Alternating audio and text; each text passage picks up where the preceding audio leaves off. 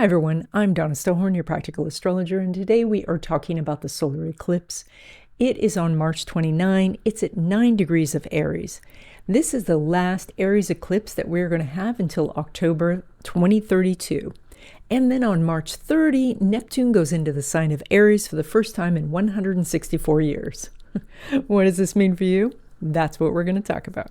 For those of you who are new, welcome. I'm so happy that you're here. We're going to do a short overview, and then we're going to look at your sign in particular and love and money. If you haven't already, please subscribe. And if you would like a copy of your chart so you can follow along in these videos, I'll send you a PDF. There's a link in the description. An eclipse closes a door in your life, and it forces you to move forward. We had 18 months of Aries Libra eclipses, and this put a focus on yourself and one-on-one relationships.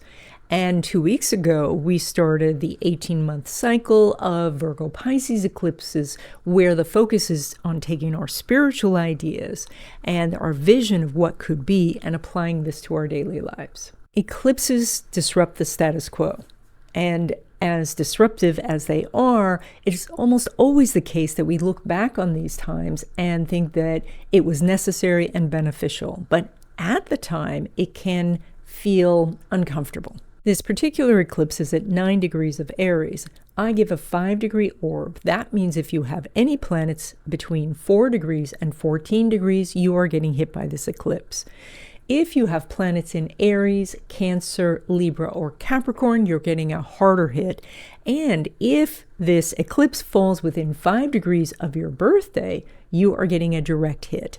So that means that some aspect in your life is going to change. We'll talk about where the changes might be for you when we talk about the individual signs. But it is beneficial for you to look at your life and what you have been wishing to change, even though maybe you're not feeling ready for that change.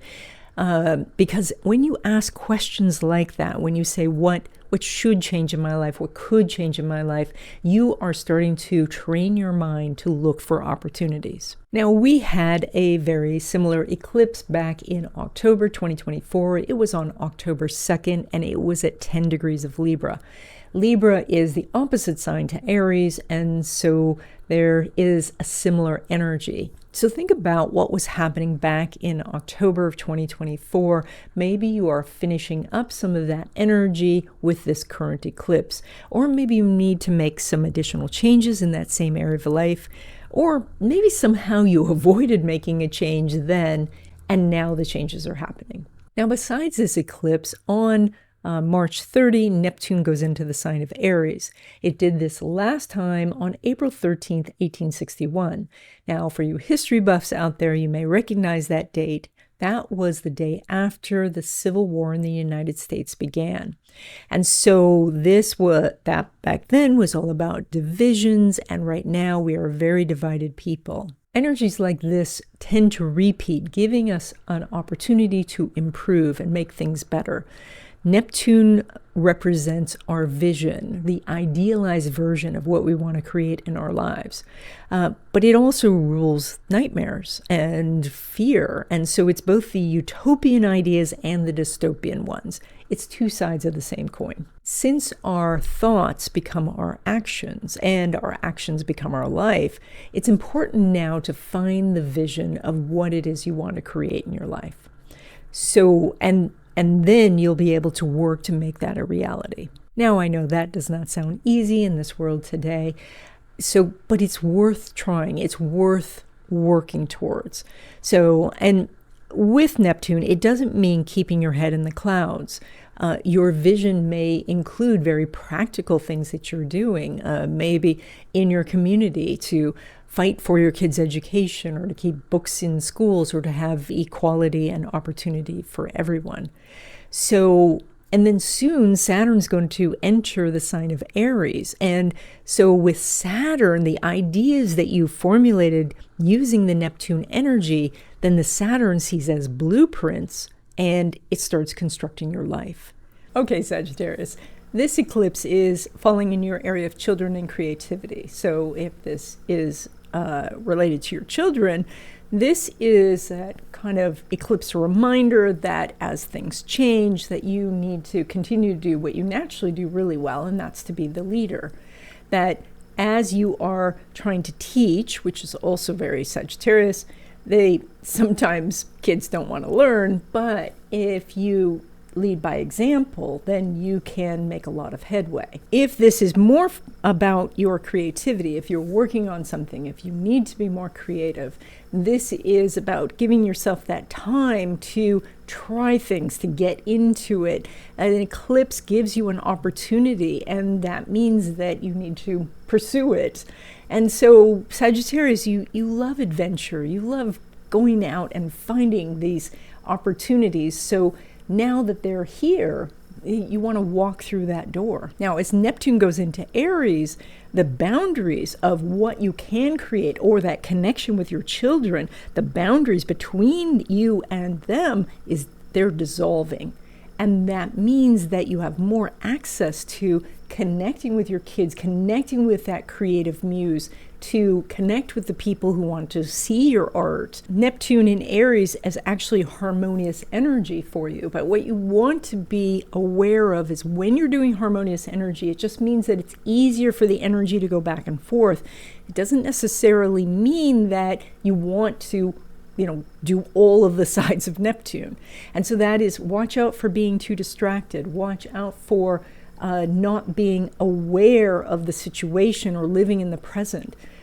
Focus on the things that you are doing with your kids when you're in that moment, or your creative work, and try to limit the distractions. And if you would like to know more about what's ahead for you in 2025 and 2026, I do readings.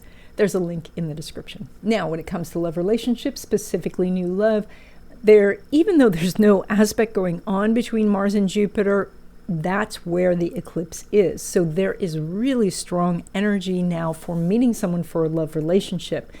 The challenge is, because there's no aspect going on, it's something that you could easily miss. And that is, maybe you are distracted, or that you're just thinking about something else, which I guess technically is being distracted, but you're thinking about something else, and when that person asks you out, so you miss it. And so, but all you need to do is say to yourself, okay, I could meet the person that I want to meet, the person who could be the love of my life.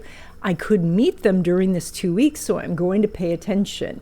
And that's one step. Of course, it would also be good if you go out on some dates, and if you wanted to engage a matchmaker or let your friends fix you up, things like that can also help.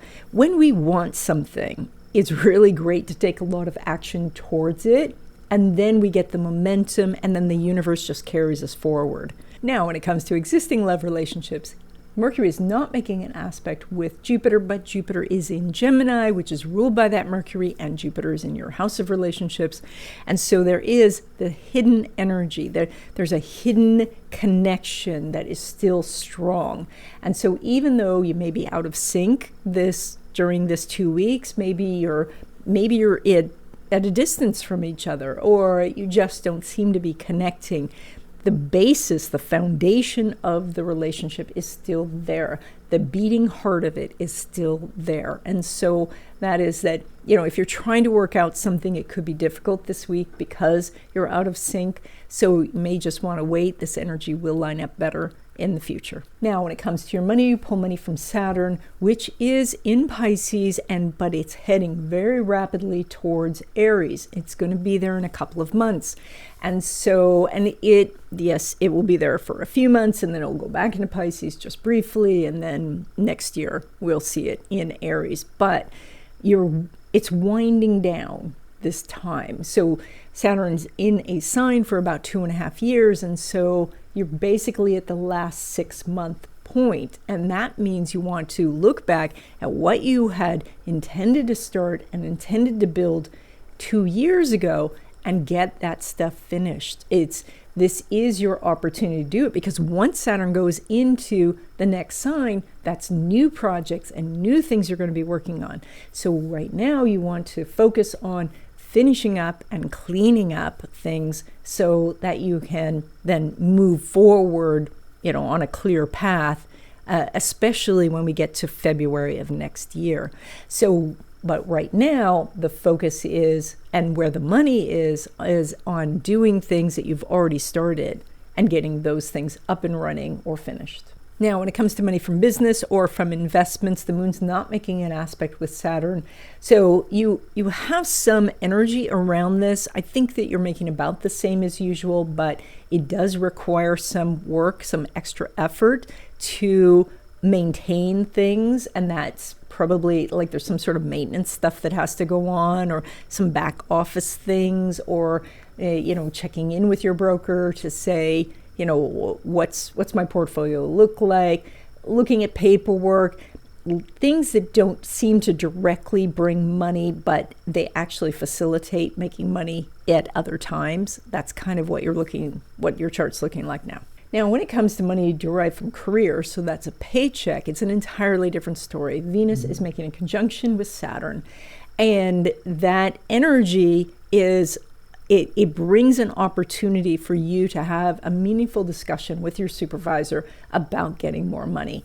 If you are in the process of getting a new job, you could negotiate for more money. A new job opportunity could be offered to you.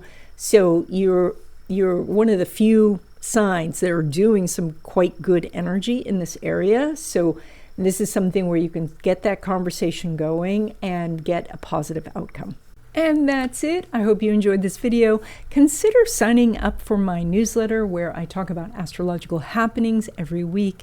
And if you would like to know personally what is up for you in 2025 and 2026,